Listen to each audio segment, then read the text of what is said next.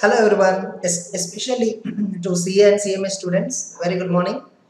So now almost July mid we have arrived, and exam notification regarding cancellation was announced somewhere around July 4th. Almost more than 10 days have been passed by. Now it is imperative and it is very important for all of you to start again preparation. This is the right time to start preparation. Now, before you go for preparation, I would like to clarify certain things. Will July exams which were cancelled, which were merged with November 2020 exams, will November 2020 exams be conducted in November itself? For this, I have already given a clarification earlier. Once again, I am giving you November 2020 exams may or may not be conducted in November itself. We don't know. As the COVID situation is becoming aggressive day by day, as on today, the total identified cases was standing at more than 9 lakh 50. It's almost close to 10 lakhs. And the total identified cases were more than 4 lakhs. As per ground report, the total cases that were registered in India is more than a crore. That is what actually some analysts were saying. Even our Jaiprakash Narayan has also said, Lok Sabha Party president, even he said the cases have already reached beyond 1 crore. So we don't know that the reports and all we can't believe. So the cases are going very aggressively and rapidly, and there is no vaccine and there is no way to control it. Even social distancing norms are failing miserably. So in spite of all these situations, do you think exams in November will happen? Don't know. On that day, we need to see what are the actual situations, sir. Till date, no education institute got permission for conducting classes or to open the education institute. So therefore, we need to wait and see. Now, assuming or leave it aside regarding November exams. How should we prepare? What are the certain preparation misconceptions about preparation? All that I am going to clarify through this video. That's the reason I made a title, Preparation for Exams Comprehensively Covered. I covered almost every aspect. Now, what are the frequently asked questions which I generally get from students? They are frequently asked questions or rules that you have to follow, all that. So I made 6 points. What is the best times to study? You should not measure the time available in months. You should measure the time available in hours. And you cannot cover entire subject at a stretch. You should follow staged preparation of syllabus. That's third point. Never prepare 100% of the syllabus. That's the fourth point. Never attempt 100% of the question paper. And what are the misconceptions that we have regarding social media? Now, for all these points, I have a separate slide, and I will give you a detailed insights about all these points with logical and practical examples. Now, what is the best time to study? This is the biggest misconception every one of us are having, and even people without understanding reality or promoting wrong information. Many people say, many says that, what is the best time to study if I ask? Early morning, 4 o'clock, 5 o'clock, 3 o'clock, Brahma Muhurtam, all that they say. But I'll tell you, my dear, you are able to remember and watching enthusiastically a movie. Watching movie requires more and greater attention and concentration than reading a subject. You know that? Watching movie requires your brain will function in active mode. Whereas when you're reading a book, that much of active functioning is not required. This logic many of us fail to understand. Suppose I'll tell you one point. Recently, at one interview, I clarified why a student is scoring lesser marks. Why a student is not performing excellent in studies. When someone asked me this, I never said a normal generic answer that the student is a slow learner, the student is a duller. All the statements are bullshit. Never believe that. Suppose those who are watching this video, if at all ever you got this tag called duller or slow learner, if at all you were said that you are a duller, show them the proof that you are able to remember each and every movie, whatever you watched. You are able to remember so many people phone number. You are able to remember relatives. You are able to remember relatives' businesses. You are able to remember bus numbers. You are able to remember routes. You are able to remember everything. Only thing that you are unable to remember is books.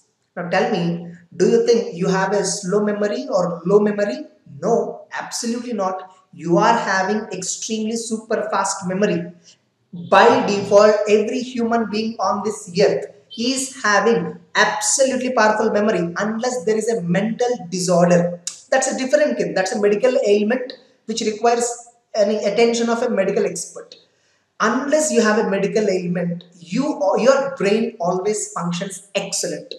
But then, why are you able to remember all other things except books? It's only because, except studies, remaining every other thing, you do it enthusiastically and you do it with lots of pleasure, you do it lots of interest. Whereas books, studies, you take it as pressure. Even, I'll tell you one more example. When you're reading a novel, you just read it once, or you may read it hardly second time. You remember entire stuff in the novel. The novel has been made with so many tough words, so many terminology, so much of terminology, so much of story building, so much of poetic information. All this you're able to remember. But your book of 150 pages you're unable to remember. So, does it mean you're having a poor memory? Does it mean you're a slow learner? Does it mean you're a duller? Never accept these kinds of tags from the society. Show them that you are excelling everywhere except studies. Reason, people are not getting interested towards studies, or people are not feeling enthusiastic about studies, or they're not feeling studies as a pleasurable task. They are feeling it as a pressurized task. This is my answer. So what is the best time to study? Any time you can study, but that should be the time at which you feel like to study. If at all you're feeling like to study, also I'll tell you one more rule. When you're interested to study, imagine, suppose most of the CA students, they read first page, second page, immediately they felt bored. Imagine study in a visualized manner. Whatever you're reading, visualize it. One day you're going to become a chartered accountant. One day you're going to become a cost accountant. If the same point a client approached you and asked you a doubt, how are you going to explain? Explain it to yourself. The moment you start explaining the concepts to yourself, you remember better, you understand it better. Always one wrong thing, students, what they do, they try to remember. Whenever you try to remember, you don't remember. Try to understand it better. Try to analyze it better. You say you watch a movie. Will you ever think of this point? Hey, I'm watching a movie. I should concentrate on the movie. I should carry a running notes and pen. Okay, important point in the movie. Note down. Do you behave all this in the movie? No. You never even tell your brain focus, interest, concentration, all that. Everywhere, wherever you are doing. Suppose you met a relative, a important relative, note it down. Do you? Suppose you saw a bus route number, will you note it down? Nobody. None. In every process that you're doing, you are doing with your natural functioning of the brain. But when it comes to studies, you are exactly doing opposite of it. Your body, your system works only when it naturally works, not when you artificially pinch that. So never think artificially. Concentrate is an artificial term. Interest is a natural term. If at all you are interested, suppose I'll tell you one thing. Suppose I'm teaching auditing. Earlier I used to teach tax. If at all any amendments came, I never read them with a view to remember it. I always read them. What is that amendment? How it is going to impact? One time I read, I remember all the section numbers. I remember entire amendment. I never try to remember. I only try to understand and link it with where it is impacting. So please understand, the best time to study is any time. Only thing that you need is interest. How to improvise that interest? Visualize yourself. One day you're going to become a chartered accountant. One day you're going to become a cost accountant. Visualize yourself. That is the best way of getting interest. So I'll move on to the next slide. How do you measure availability of time?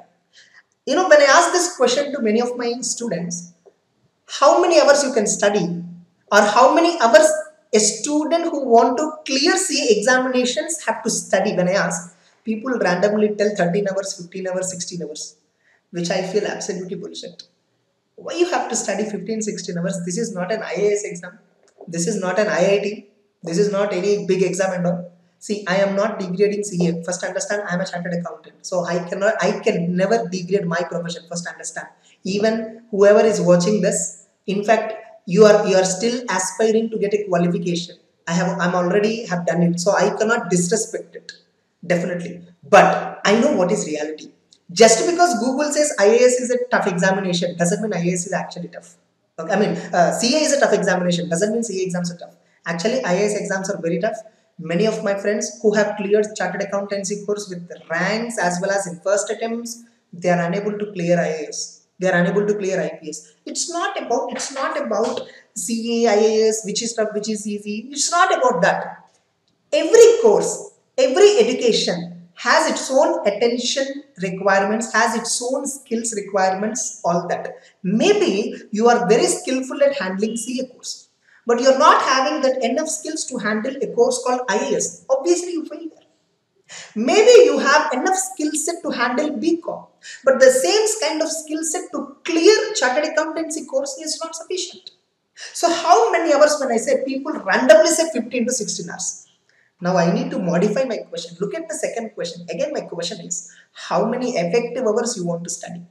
Now let us assume we have a syllabus, CA Inter. We have some 8 subjects.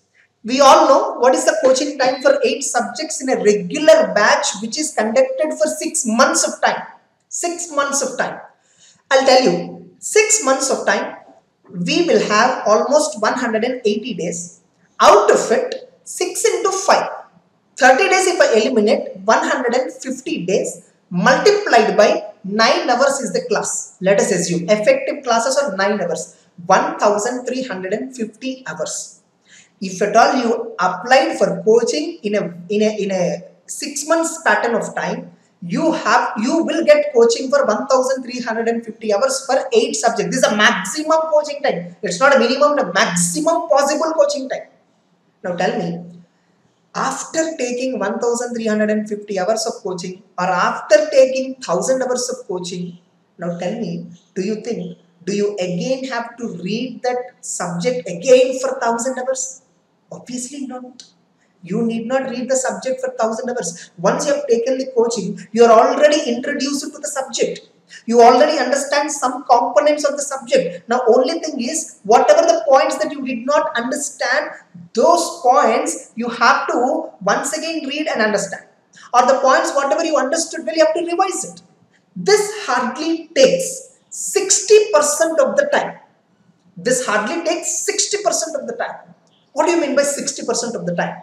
1350 into 60%, I can say roughly some 700 hours or 750 hours. Round it off to 800 hours. Round it off to 800 hours. Now, what is the time available for you? What is the time available for you? Suppose you are assuming even this 15 days you are ignoring. Assuming even this 15 days you are ignoring.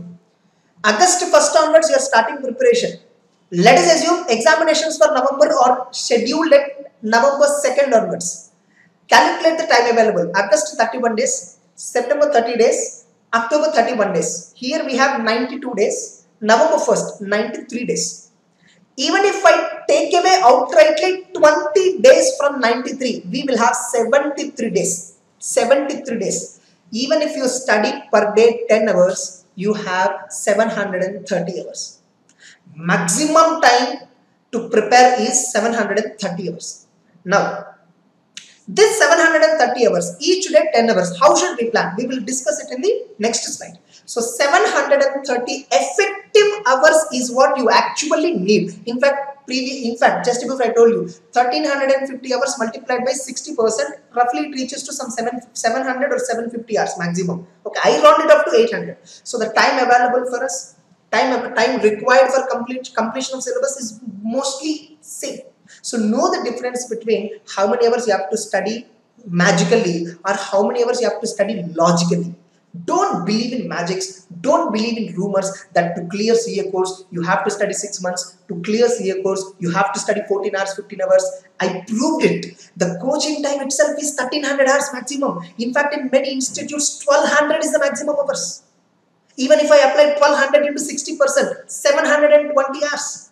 Within this 3 months of time, eliminating 20 days as holidays, remaining days if you study even 10 hours a day, you have 720 hours. Think logically. Effective hours. So what do you mean by effective hours? I will tell you in the next slide. Now, many students, what I observe in CS students is they take one subject, read 100%, read 100%, take second subject, read 100%, take third subject, read 100%, take fourth subject, exams date arrived. They ignore fourth subject, they don't study properly the fourth subject. Here, what problem in this kind of preparation, what problem that they are facing is, they are covering only 2 or 3 subjects, like subject-wise preparation pattern this is. They are covering 2 or 3 subjects in full and one subject they are ignoring. Those who are going for subject-wise preparation pattern, you have to follow one rule. 50, 20, 20, 10 rule. 5, 2, 2, 1. What does it mean? First, take one subject. Study completely 50%. Take second subject. Finish 50% syllabus. Take third subject. Finish 50% syllabus. Getting it? Fourth subject, 50%. Fifth subject, sixth subject, seventh subject, eighth subject. Once you finish all the 8 subjects, 50% of the syllabus. If you are writing only one group, then only one group. If you are writing both the groups, then both the groups together 8 subjects. Once you finish 50%, now see whether are you confident completely in this 50% or not. Once you understood that you are confident, then select next 20% of the syllabus. Next 20%. Then subject 1, 20% additional 20%. Subject 2, additional 20%. 3, 4, additional 20%. 4, 5, 6, 7, 8, additional 20%. Once you finish this, still you have time. Still you have time. Let us look back. 70% of the syllabus you have covered. 70%. Remember, your examination is not for 100 marks. Your examination is for 120 marks. You have 20 marks outright choice. Why you have to attempt for 100 marks? Anyhow, this point I am going to explain in the next slide. So finish 70%. Look back at that 70% syllabus. See, are you confident now? If you are not confident, once again revise that 70% immediately. Getting it? In fact, I generally don't study revision. I generally don't recommend revision. What is meant by revision, Generally, most of us what we do is, we study once completely, forget it, and once again restudy it. And we are calling this as revision. Revision is not something you do after forgetting the subject. Revision is something that you have to do when you still remember the subject. That's when revision adds a benefit to you. Now, see, suppose you took 50% of the syllabus, the chapters are 10. There are 10 chapters in the 50% of the syllabus. Read first chapter, complete it, summarize it. Read second chapter, read it completely, properly, understand it better. Again, summarize it. What is there in first question? What is there in second question? What is there in third question? What is there in fourth concept, fifth concept, sixth concept? Summarize it. Now, do 1 and 2 together. Once again, summarize first chapter and second chapter. What I learned in first chapter? What I learned in first, second, third, fourth, fifth concept of first chapter? What I learned in second chapter? What is there in the first, second, third, fourth, fifth concept of second chapter? Summarize it. Summarizing means just looking at a material question. Okay, what is there in this question? Summarizing. Once you finish these 2 chapters summarizing, go to the third chapter and read it completely. At the end of third chapter, summarize the third chapter. Before moving to fourth chapter, summarize 1, 2, 3 again. Summarizing will not take much time. You would have heard learning curve theory. A particular task which you know how to do already, if you do it once again, it will not take the same time. It will take lesser time. That is called learning curve. Learning curve effect, we call it as. Now take fourth chapter. Read it thoroughly. Now do cumulative revision of 2, 3, 4. Read fifth chapter. Read thoroughly. Do a cumulative revision of 3, 4, 5. Read sixth chapter. Do it completely and do a cumulative revision of 4, 5, 6, 5, 6, 7, 6, 7, 8, 8, 9, 10. That's how you have to do. This kind of cumulative summarize preparation will not take higher time. If you think this cumulative preparation takes lots of time, no, not at all. You try, it will work out. Why? Because you are revising that subject when you still remember the subject, not after you forgetting the subject. This is called phased preparation. 70% rule. After finishing 70%, if at all you are having time, go for next 20%, next 10%. Next, my question is examination. You know, I have seen almost from past 5 years, almost every All India ranker interview. They have never attempted for all the papers 100 marks. They have never attempted for all the papers 100 marks. Even many All India rankers in interviews, when interviewer is questioning them, do you write for 100 marks perfect? They said, no sir, for 3 or 4 subjects only we were able to write 100% perfectly. For remaining subjects, we hardly attempted 70-75. In fact, you check rankers mark list, they would have got 90 plus in 2 or 3 subjects. Remaining all the subjects, they will be getting 50 to 80 range. 50 to 80 range. And they have attempted, suppose, what is the total marks they have attempted? Let us talk about attempted. In accounts, they have attempted for 100. In costing, they have attempted for 100. But in law, they have attempted for 75. In audit, they have attempted for 75. In some other subject, they have attempted for 75, 80. Average, if you take, they are attempting 85 to 90 marks. All India ranker, first ranker, second ranker, third ranker, fourth ranker or 50th ranker, they are writing exams hardly for 85 to 90. And many of my students or whoever it is outside students, they are writing for 100 and getting 30, getting 14 marks for 100. You are writing 100 marks. They are writing 85, 90 and securing All India ranks. You are writing 100 marks, 110 marks, 120 marks, choice also they are writing and securing not even 20. Understand, attempting 100 marks is not the solution. Perfect answer you have to write. Even if you write 2/3 of the paper, even if you write 2/3 of the paper, out of 120 marks paper, consider choice 40 marks, not 20 marks. Eliminate 40 marks of the paper first. You will have 80 marks of the paper. Select first 40 marks, which you are the best. In that question paper, identify the questions which will occupy 35 to 40 marks. Getting it? Select that. Write them the best. Examiner's red pen will only be used for ticking right answer, not for modifying your mistakes. These 40 marks, you should write the best.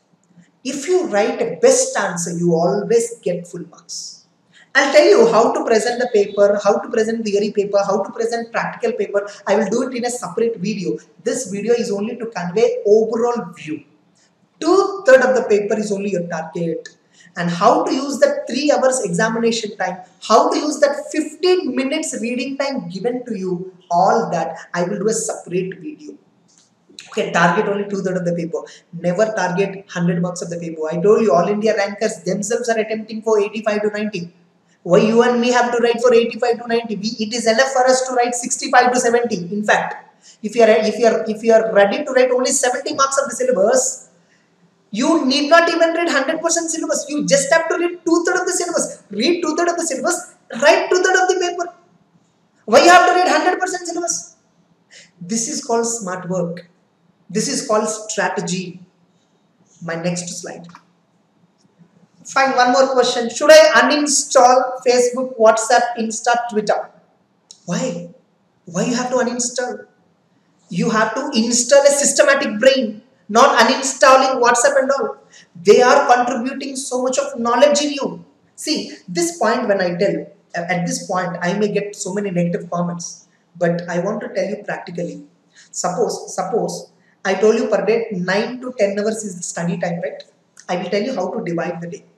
Suppose you woke up at 8 o'clock assuming. You start studying at 9 o'clock. Study 9 to 10:30 first slot. 9 to 10:30 first slot. I'll record it for my reference also. Okay, 9 to 10:30 first slot. Then take a gap of 10:30 to 11:50. This is a break, 45 minutes. This 45 minutes break is most important. This is a cooling period. Then 11:15 to then 12:30 again study. 11:15 to 12:30 again study. Again 12:30 to 1 take a break. Again 1 to 2 please study. Now 2 p.m. to 5 p.m. take a long gap, take a break. What you have to do in this time, I'll tell you, don't worry. Then again 5 o'clock to 6:30 again study, then 6:30 to 7 take a break, then like 7:30, now 7:30 to like 6:30 to 7 I told you to take a break. Okay, now 7 o'clock to 8:15 again study, then 8:15 to 9:30, 8:15 to 9:30 take a break, and again 9:30 onwards to 12:30 you have to study. Of course, in the last slot I made it 3 hours. You can split it into 2 1 hour 15 minutes with half an hour gap. Now I'll calculate how much time we are getting. 9 to 10:30 1.5 hour, 10:30 to 11:15 I told you it is a break, 11:15 to 12:30 1.25 hour, like 1 hour 15 minutes. Again 12:30 to 1 you have to take a break, 1 to 2 you have to study, again 1 hour is the time. Now 2 to 5 you have to take a break. Now again next 5 to 6:30 you have to study 1.5 hour. Again 6:30 to 7 is a break. 7 to 8:15 again you have to study 1.25 hour. 7 to 8:15 1 hour 1.25 hour. Now again 8:15 to 9:30 take dinner break. 9:30 to 12:30 you have 3 hours, but I will tell you I'm asking you to give a break of half an hour, 1 hour 15 minutes, half an hour break, again 1 hour 15 minutes. So which means 2.5 hours. Let us calculate. So like 4, 2.5, 6.5, 8, 9. We are getting 9 hours with lots of breaks. We are getting 9 hours, assuming you are starting preparation at 9. Now I will add 1 more hour at some other time. You depending upon your convenience. Now I'll tell you first of all, in this 9-hour study plan, how many breaks you got? You are starting preparation at 9 o'clock in the morning, mister. Okay, you are starting at 9 o'clock in the morning. You did not wake up at 5 o'clock, 4 o'clock and all. You are getting break of 45 minutes at 10:30 to 11:15. You are getting a break of half an hour again in 12:30 to 1. You are getting a long break of 2 a.m., 2 p.m. to 5 p.m. in the afternoon, 3 hours. You are again getting the break of 6:30 to 7, again half an hour. You are again getting a break of 8:30 to 9:30, again 1 hour 15 minutes. See how many breaks you are taking. Remember, when you are studying in the study time, keep your phone aside. Don't touch your phone. Don't watch TV, nothing. That 1.5 hour slot is your best slot. 1 hour 15 minutes is not your best slot. That 1 hour slot, if you observe, nowhere I mentioned or I recommended more than 1.5 hour. After immediately you wake up, you can study 1.5 hour. Remaining all other times, you cannot study 1 hour 15 minutes. Simple logic. So much of interest, we go and watch a movie. We go and watch a movie with so much of interest. But the moment 1 hour passed by, generally we wait for a break. We wait for interval. That kind of task which you do with pleasure, you are needing a break. The studies which you do with lots of pressure, don't you need a break for 1.5 hour? My simple logic. Getting it? And what you have to do during these breaks. Now you see, many students, CS students say they won't sleep without sleepless nights. Don't talk bullshit. This is effective study. Whatever I'm recommending is effective study plan. Maybe some people know, they get up at 5 o'clock. They sit in the room. 4 hours they sit at a time. Out of it, 2 hours they will be staring at the beauty of the wall. They'll be staring at the beauty of the nature. They'll be staring at the beauty of the door, fan, how the fan is rotating, who invented fan, such a kind of universe. These are the thoughts you get when you study a test for 4 hours. Out of it, 2.5 hours is bullshit. Why you have to spend that 2.5 hours? Spend only 1.5 hour which you are effective. So that's the difference between spending effective hours on study, spending casual hours on study. Don't count casual hours on books. Count only effective hours on books. Why you have to spend casual hours? Because even if your brain is not accepting, you are still keeping the book in your hand. Why you should do this? Throw it away. And during these breaks, you can talk to your friends. You can have access to Facebook. You can chat in WhatsApp for some time. You can tweet for some time. But remember, this kind of stunt you can take only if you have controlled mechanism. Only if you follow systematic brain culture. Just when you are studying, if at all your message peeped, like you got a sound, think No, this is not the time. Just I have to wait for 1 hour. Immediately I have a 45 minutes break. Then I'll go and talk. Some nice program is coming. Or you want to watch some show. Think of this. I have 1 hour 15 minutes study time right now. No, I should not deviate. I will study this 1 hour 15 minutes. Then I'll go and watch the program. 45 minutes. Now, do you need to compromise the sleep? I told you 12:30 is the last time. And again you have in the morning 9 a.m. In between you have 8.5 hours gap, man. 8.5 hours gap. Assuming you are sleeping for 7 hours during night. In the afternoon 2 p.m. to 5 p.m. you have 3 hours break. Here also you have to sleep for 2 hours. You are eligible to sleep 9 hours a day. Why you have to stress your brain? So per day 10 hours effectively if you study, and for 70 days if you study, 700 hours you are studying. With cumulative revision, you need not revise it separately. Do a cumulative revision always. Typically speaking, you need not uninstall WhatsApp. What you have to do is install a systematic brain. This is what the right way. Remember, success is not the key to happiness. Happiness is the key to success. If at all you do anything with happiness, you will naturally succeed in life. What requires is happiness. Happiness don't require compromise, first of all. If you compromise, you are losing happiness. It is difficult for you to succeed. If at all you are happy, you are not compromising, and it is easy for you to succeed. Because of the video time, I couldn't do a detailed video. I only gave a brief idea on all these questions. In future, I will come up with I'll come up with detailed discussions with each and every one of these questions. Okay, and thanking you from founder and promoter of SHRESHTA. I am Ram Harsha, Chartered Accountant. Have a nice time. Bye.